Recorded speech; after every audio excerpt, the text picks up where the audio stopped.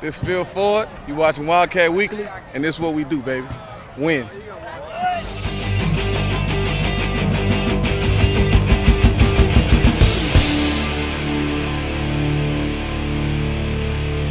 And hello once again to this week's edition of Wildcat Weekly. I'm Jordan Meisner. LC coming away with a huge comeback victory this week. The 31-24 victory over the ETBU Tigers. Down 24-14 at halftime. Coach Dunn really fires up his troops at the half. They come out, pitch a shutout in the second half, and the offense picks it up a little bit. We'll have interviews this week with Coach Dennis Dunn, offensive lineman Darren Moore. We'll sit down and talk with Terrance Bratten. But first, let's check out the highlights from this week's action. Let's go, baby! Wildcats coming off a 36-10 loss to Mary Hardin Baylor, looking to get back on track against rival ETBU in the battle for the Border Claw. First quarter action, ETBU ball after an LC punt. Quarterback Sed Harris rolls out, but he will be swallowed up by Phil Ford. That's the start of an outstanding day for the sophomore standout. Harris dropped for a loss by Peter Ford. Ensuing Wildcat drive, Jamie Bunning throws the quick slant to DeMario Parker, and DeMario makes a few nice moves to pick up 17 yards and an LC first down. Next play, the handoff is to number 2 Ryan Montague, and he bounces it outside and shoves off an ETBU defender with a nasty stiff arm, 9-yard gain for Montague. On 2nd and 1, Bunning on the play action, and he dumps it off to the ever-reliable Dane Reeves for a 7-yard gain and another first down. A few plays later, Bunning will look to finish the drive with an exclamation point, and he throws up a beautiful pass to DeMario Parker in the corner of the end zone for a 24-yard touchdown. Great throw, great catch, and LC is up 7-0 in the first quarter. Next Tiger drive, Sed Harris has an answer, and he delivers a nice pass to Kwame Spikes for 27 yards, and Spikes runs out of bounds at the 1-yard line. Very next play, Harris hands off to Jair Stover, and he goes untouched into the end zone for a touchdown to tie it up 7-7. ETBU's first drive of the second quarter, Seth Hubbard throws out in the flats to Salahuddin Muhammad, but he is blown up by LC safety Anthony Johnson. Later that drive, however, Jair Stover would find the end zone once again on another 1-yard touchdown run, and ETBU takes the lead 14-7. Ensuing LC drive, Bunning back to work. He delivers a great pass to Dane Reeves along the sideline on 3rd and 8 for a 26-yard pickup and a first down. Very next play, 1st and 10 from the Tiger 37, Bunning hands off to Deron Bartholomew, who tosses back to Bunning on the flea flicker, and who else does he find downfield but the big play specialist himself, Darnell Williams. 37-yard touchdown, and Dennis Dunn's bag of tricks ties the game up 14-all. Tigers would answer on their next drive. Ball at the LC3, and Jair Stover gets the handoff before being stoned at the line of scrimmage by Taylor Catano. But next play, Trevon Johnson takes the handoff, breaks the tackle from Catano, and falls into the end zone. Tigers now up 21-14. Wildcats looking for an answer before the half, and they'll go to the ground game as Deron Bartholomew finds a hole and gains some tough yardage before going out of bounds after a 24-yard tote. Bartholomew on the carry. 2 plays later, Bunning out of the gun on 2nd and 10, and he'll find Darnell Williams for 10 yards to keep the chains moving. Bunning complete to Darnell Williams. Wildcats drive will come to an end a few plays later, however, as Bunning, looking for Justin Usay, is picked off by Dominique Jordan. Jordan returns at 30 yards, and the Tigers set up shop right near midfield.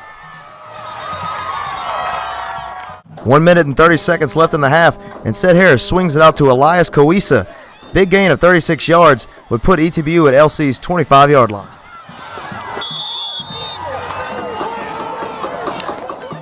Ball at the 6, and Trevon Johnson takes the handoff and sprints outside, but Anthony Johnson delivers another huge hit for the LC defense to stop Johnson cold at the 1. Wildcats defense now looking for a stop, and it appears that Demel Dumas has a shot to end the drive with an interception, but it falls out of his hands. However, ETBU would have to settle for a 23-yard field goal, 24-14 Tigers at the half, and Dennis Dunn would deliver a few emotional words in the locker room. He just challenged us to play with passion, and he questioned us like, what is our dream? And we all remembered our dream was to get to Salem, so that's when we came out and we focused on that. Reggie Calhoun certainly answered that call, as this enormous hit on Muhammad would prove to be the spark that ignited a furious second-half comeback by the Wildcats. Well, you know, they were running the screen and stuff, so we checked it at halftime that if they run a screen, we're going to break on it. And I saw it coming, I read it, and I just jumped it. That's what he there for. He the big hit man. He come with a big hit, crunk us up. That's how it be. Following a bunting interception, LC's defense back on the prowl as Logan Bonnet busts through the Tigers' offensive line and tackles Tony Cavness for a 5-yard loss. Same drive on a critical 4th and 2 at the 9-yard line. J.R. Stover gets the handoff, but the Wildcat defense will have none of it as Micah Cotton and Logan Bonnet come up with a huge stop. LC then turns to their up-tempo NASCAR offense. Bunting starts the drive with a 9-yard completion to Parker for a first down. 3 plays later on 3rd and 12, Bunting will go to Dane Reeves for 13 more yards and another clutch 3rd down conversion.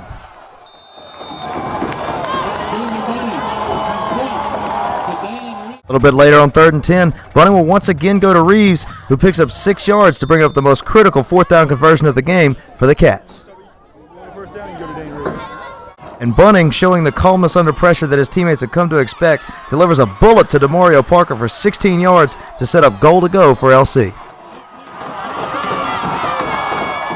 Once again on 3rd down, 3rd and goal, Sir Derek Tyson takes the handoff and carries a Tiger defender into the end zone with him to put LC within 3, 24-21. Darnell Williams talks about the difference switching to the hurry-up offense made in the 3rd quarter. ETBU, they was tired. They was looking around, and coach said stay in NASCAR, so the longer we stay in NASCAR, the more tired they were, the bigger plays we had. Moving on to the 4th quarter, LC's first drive of the 4th, Bunting pump fakes and throws a dime down the sideline to Williams, who has an easy road to pay dirt from there.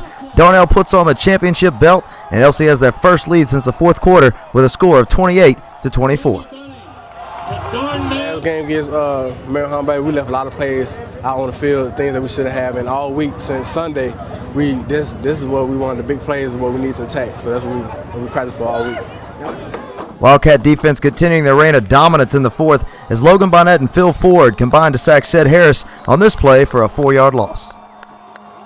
Wildcats looking to add to their lead, and Ryan Montague certainly helps the cause as he busts through a series of arm tackles and follows his block down the sideline on his way to a 23-yard gain.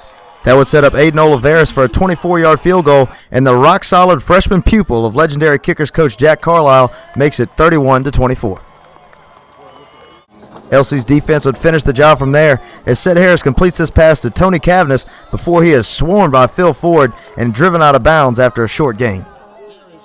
LC's other standout linebacker would get in the action as well as Jair Stover picks up 7 yards on this play before being punished by Nate Jansen.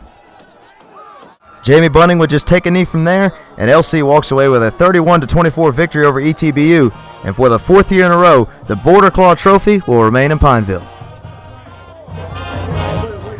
And I'm joined here as always with LC sophomore defensive end Terrance Bratten. Now, Terrance, you guys find yourselves in a 24-14 hole at halftime against ETBU. Maybe you could say you came out a little flat in the first half. Right, we came out flat on both sides of the ball, offense and defense. And defensively, our job was to stop the running game. And they had pretty decent athletes at the running back, quarterback, and even at the wideout position. And I think they caught us off guard a little bit.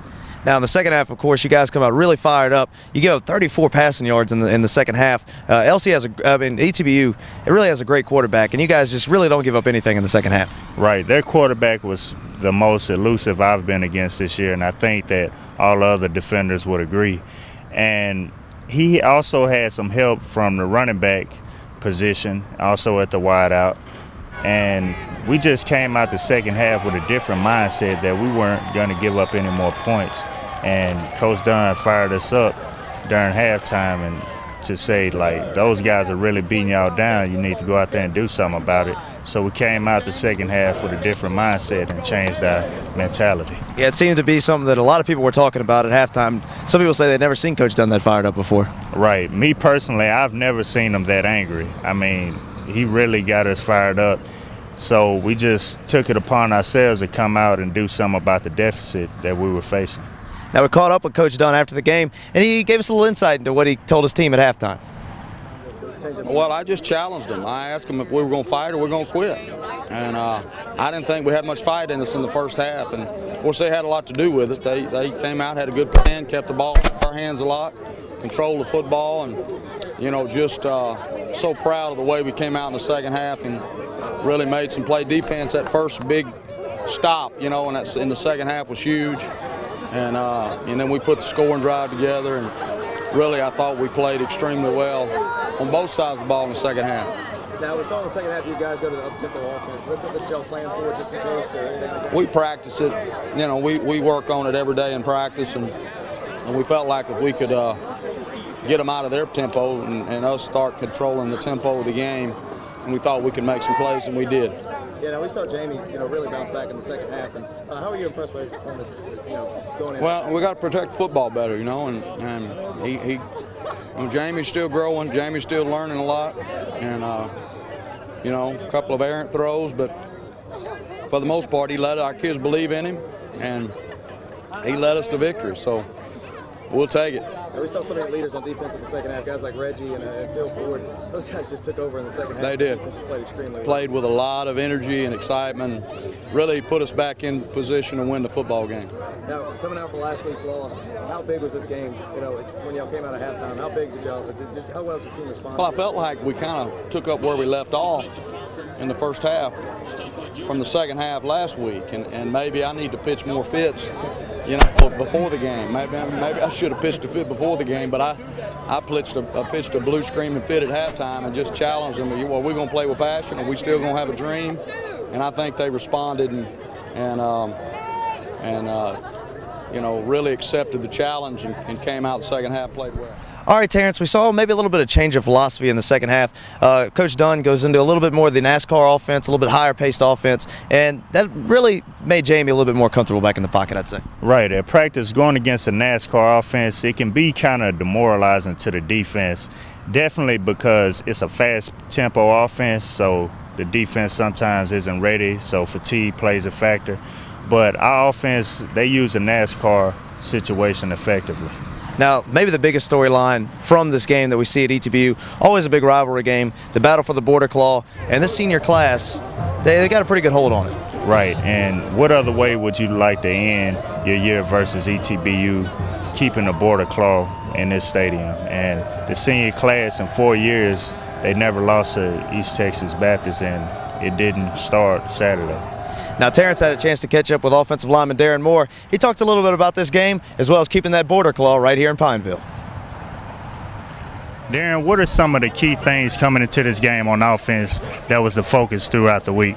Definitely one of the focus for us was, as an offensive line, to dominate the box, the 6 guys up front from their defense, and to give Jamie time to have the pass. We really want to set the run up to set the pass up.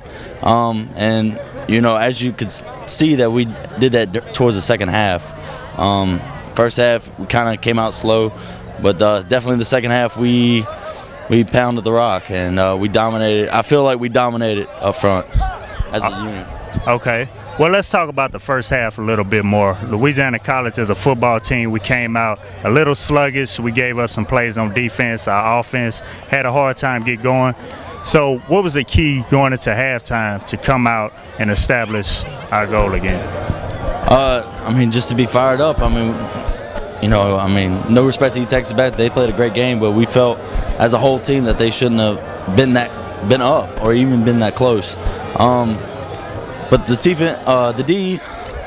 defense and offensively wise, we just didn't have that that thing about us in the first half, and we definitely had it in the second half.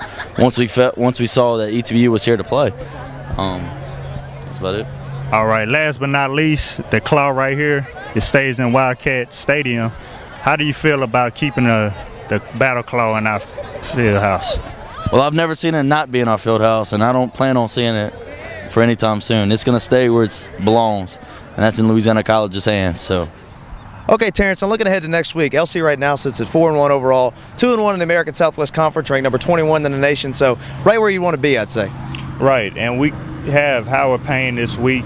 It's not going to be an easy matchup, although we do have more talent than those guys. They're going to come out and play hard, and offensively they run a triple option, so we're probably going to have to be more disciplined on defense than that we have all year. Now, certainly we look at the way ETBU played against Hardin Simmons last week, and then the way they came out against y'all this week.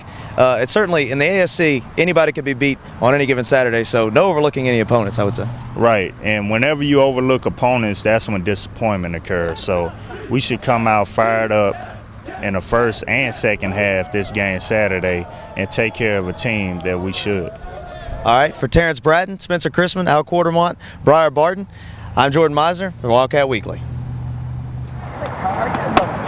This is Kyle Gallion, and you're watching Wildcat Weekly on wildcatmedia.com.